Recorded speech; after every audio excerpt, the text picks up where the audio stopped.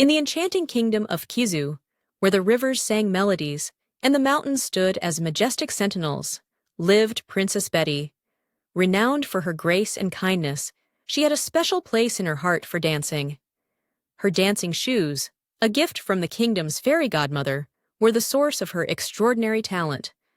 Crafted from the softest silver silk and adorned with twinkling star-shaped diamonds, they were said to possess magical properties that brought joy to anyone who watched her dance.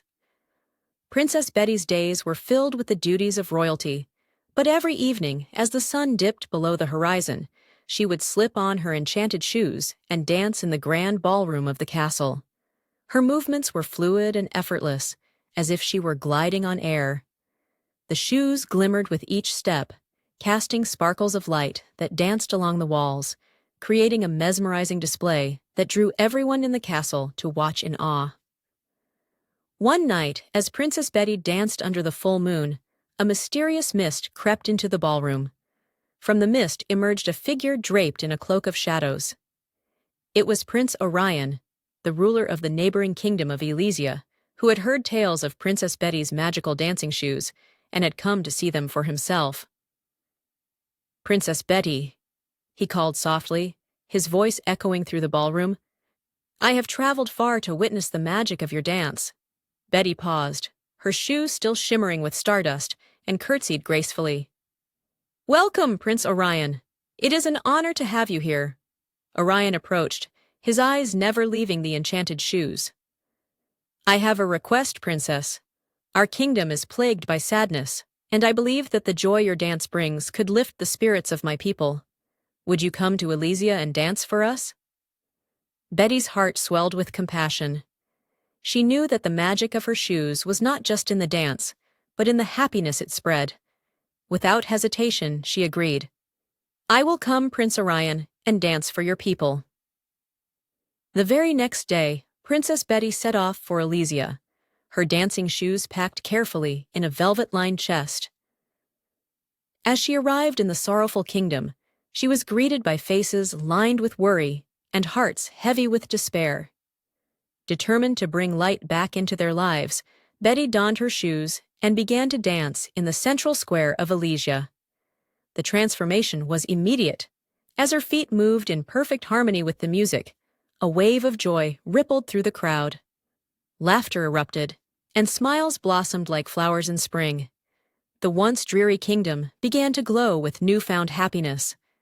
Word of Princess Betty's magical dance spread like wildfire. People from distant lands flocked to Elysia to witness the spectacle, and the kingdom flourished. Prince Orion, grateful beyond words, watched as his people rejoiced and his lands prospered. One evening, after a particularly enchanting performance, Prince Orion approached Betty. "You have saved my kingdom, Princess. How can I ever repay you?" Betty smiled, her eyes twinkling like the diamonds on her shoes. "The joy of your people is all the thanks I need. But if you truly wish to repay me, let us forge a bond of friendship between our kingdoms, so that together we can spread joy and peace throughout the lands."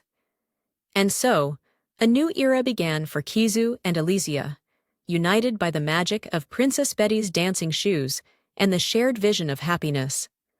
The princess continued to dance, her shoes a beacon of hope and joy, ensuring that the light of her spirit never dimmed in the hearts of those who witnessed her grace. Thus, the legend of Princess Betty and her magical dancing shoes became a timeless tale, a testament to the power of compassion and the beauty of shared joy in the enchanted lands of Kizu and beyond. In the radiant kingdom of Aurelia, where the sun always seemed to shine a little brighter and the air was filled with the scent of blooming flowers, lived Princess Nina. Known for her golden hair and kind heart, Nina was beloved by all who knew her. However, what truly set her apart was the magical golden flower she possessed, a flower said to hold incredible healing powers. The golden flower had been a gift from the forest spirits to Nina's family generations ago, entrusted to them for its safekeeping and used to heal the sick and bring prosperity to the land. Its golden petals shimmered like sunlight, and it only bloomed once every 100 years. With the flower's centennial bloom approaching, excitement and anticipation buzzed throughout the kingdom. One warm summer's day, as Nina tended to the golden flower in the royal garden, she received troubling news. A devastating illness had spread through the neighboring kingdom of Ebonmore, causing suffering and despair. Their healers were powerless against the disease, and their crops were failing. Knowing the pain of others weighed heavily on Nina's compassionate heart, she decided to share the golden flower's magic with Ebonmore. With the golden flower safely nestled in a special glass case, Princess Nina set out on her journey. Accompanied by her loyal horse, Astra, she traveled through lush meadows and dense forests, determined to reach Ebonmore as swiftly as possible. The journey was long and arduous, but Nina's resolve never wavered.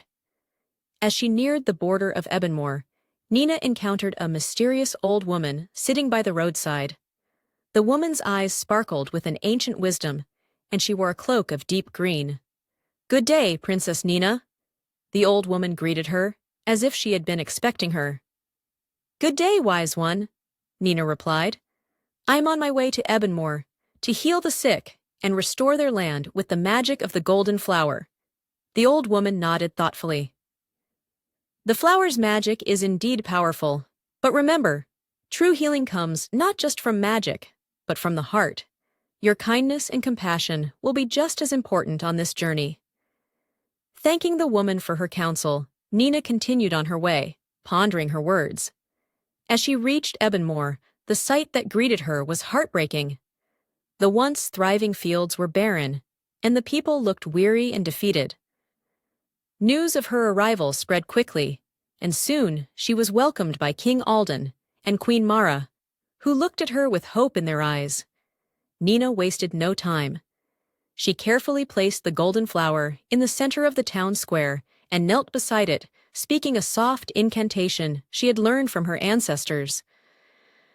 The flower began to glow with an ethereal light, and as it did, its magic spread through the air like a golden mist. The people of Ebonmore watched in awe as the sick began to heal, their strength returning and color coming back to their faces. The land, too, responded to the flower's magic. Crops sprouted anew, and the earth became fertile once more. Yet Princess Nina did not stop there. She spent days and nights tending to the people, sharing stories and listening to their woes. She taught them how to care for the land and one another, fostering a sense of community and resilience. The old woman's words echoed in her mind. True healing comes from the heart. Nina realized that while the golden flower's magic had sparked the healing process, it was the love, care, and unity among the people that would sustain it. By the time Nina prepared to return to Aurelia, Ebonmore had transformed. The people were healthier and happier, and the kingdom had regained its former glory. King Alden and Queen Mara thanked Nina profusely, their eyes filled with gratitude. "You have saved our kingdom, Princess Nina, not just with the flower, but with your kindness and wisdom." As she rode back to Aurelia, the golden flower safely tucked away, Nina felt a deep sense of fulfillment. She had not only honored the legacy of her family, but had also learned the true essence of healing. Back in Aurelia, she was welcomed as a hero, her story becoming a cherished legend. From that day forward, Princess Nina and her magical golden flower were remembered as symbols of hope and compassion. The tale of her journey to Ebonmore inspired generations, teaching that true magic lies not only in enchanted flowers, but in the hearts of those who care for others. In the enchanting kingdom of Luminara, renowned for its shimmering lakes and verdant meadows, lived Princess Maggie. Maggie was known for her radiant smile and compassionate heart, but what made her truly special was her mirror, a beautiful, ornate artifact handed down through generations of her family. The mirror was no ordinary-looking glass. It was framed with intricate silver patterns that seemed to dance when the light hit them just right. Legends whispered that the mirror possessed magical properties, though no one knew its true power. Maggie's grandmother, Queen Clarissa, had always said, "This mirror will show you not just your reflection, but your heart's deepest truths." One afternoon, as the sun bathed the kingdom in a golden hue, Maggie sat in her room, gazing into the mirror. She had heard rumors of unrest in the neighboring kingdom of Nerith, and her heart ached for the people suffering there. "If only I could help," she whispered, her fingers lightly tracing the mirror's frame. To her astonishment, the mirror's surface began to ripple like water. Maggie watched, entranced, as the image transformed, revealing the landscape of Nerith. She saw fields scorched by drought and villages struggling under the weight of despair. Amid the scenes of hardship, a single word appeared on the glass: seek. Determined to aid the neighboring kingdom, Maggie packed a small bag with provisions and set out on her horse, Luna. She didn't tell anyone of her destination, fearing they might worry or try to stop her. Guided by the mirror, which she carried carefully in her satchel, Maggie crossed the borders of Luminera into Nerith. Her journey led her to a dense forest, where the mirror's surface glowed softly, illuminating a hidden path. As she ventured deeper, she encountered a wise old woman named Elda, who lived in a quaint cottage nestled among the trees. "Young princess," Elda greeted her, "the mirror has chosen you for a reason. To help Nerith, you must find the Crystal of Rain, hidden in the Cave of Echoes. It is the key to ending the drought and restoring prosperity." Maggie thanked Elda and continued her quest. The Cave of Echoes was a daunting place, filled with twisting tunnels and eerie sounds. The mirror guided her through the labyrinth, its glow providing comfort and direction. Along the way, Maggie faced trials that tested her courage and compassion, helping injured animals, solving ancient riddles, and confronting her own fears. At last, she reached the heart of the cave, where the Crystal of Rain lay on a pedestal, glistening with a cool blue light. As Maggie approached, she felt a surge of hope and determination. She carefully took the crystal and made her way back to the surface, guided once more by the mirror. Returning to Nerith, Maggie stood on a hill overlooking the parched fields. Holding the crystal aloft, she whispered a heartfelt plea for rain. The crystal responded, releasing a soft, melodic hum that resonated with the land. Dark clouds gathered, and soon rain began to fall, gently at first, then with increasing intensity. The people of Nerith rejoiced as their fields drank deeply from the long-awaited rain. Crops began to flourish, and the rivers flowed once more. Maggie's heart swelled with joy, knowing she had made a difference. As she prepared to return to Luminera, the mirror shimmered again, revealing her reflection. This time, she saw herself not just as a princess, but as a beacon of hope and change. The words, "Well done, Maggie," appeared on the glass, filling her with warmth. Back in Luminera, Maggie was welcomed with open arms. She shared her tale and the power of the mirror with her family and the court. The mirror, once a family heirloom, now held a new significance. It was a reminder that true beauty lies in the courage to act with compassion and the strength to seek out and fulfill one's deepest truths. Princess Maggie continued to use the mirror's guidance to help those in need, her adventures inspiring all who heard them. And so, the legend of Princess Maggie and her magical mirror became a cherished story in the kingdom of Luminara, a testament to the power of love and the magic within us all. In the mysterious kingdom of Ebonwood, where twilight lingered longer and shadows danced with secrets, lived Princess Lucy. Unlike the radiant princesses of neighboring lands, Lucy had a unique allure. Her beauty was shadowed by an air of mystery, and her eyes held a depth that spoke of untold secrets. The people of Ebonwood adored her, yet they often whispered about the dark secret she was said to harbor. The royal castle of Ebonwood was a Gothic marvel, with towering spires and hidden passages. Lucy spent much of her time in the castle's grand library, a labyrinthine collection of ancient tomes and forbidden knowledge. Among the many books, there was one that Lucy held particularly dear, a worn, leather-bound journal that had once belonged to her mother, Queen Seraphina. One stormy night, as lightning illuminated the castle and thunder echoed through its halls, Lucy decided it was time to uncover the truth behind her mother's mysterious disappearance.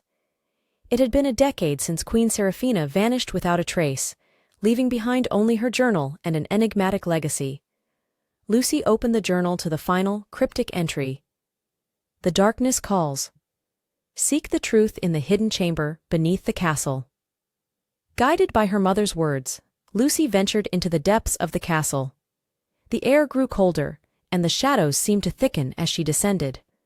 At the end of a narrow corridor, she found a concealed door, its outline barely visible in the dim light. With a deep breath, she pushed it open.